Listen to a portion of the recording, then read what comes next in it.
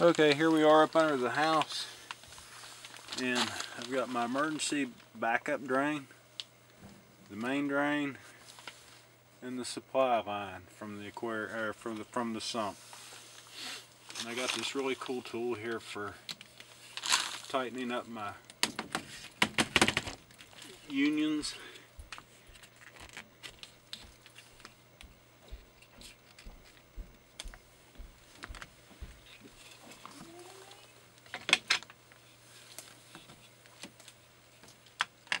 This would be really difficult to do using a monkey wrench.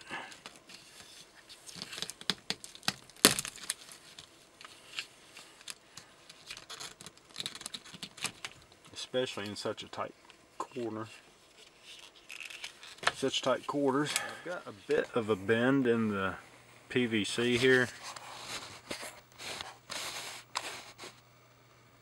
Right about where those unions are, and it continues to bend on beyond there. And I'm just hoping that doesn't cause a leak in the unions.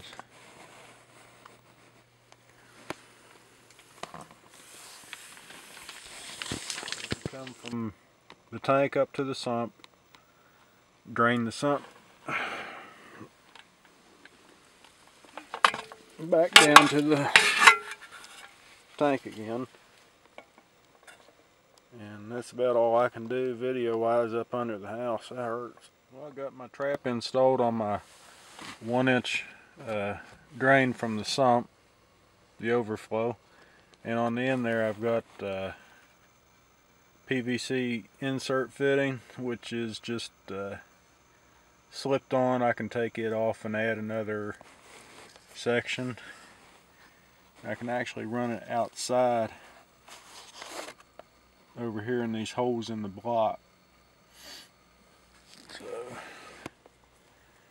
got her done, got her dead.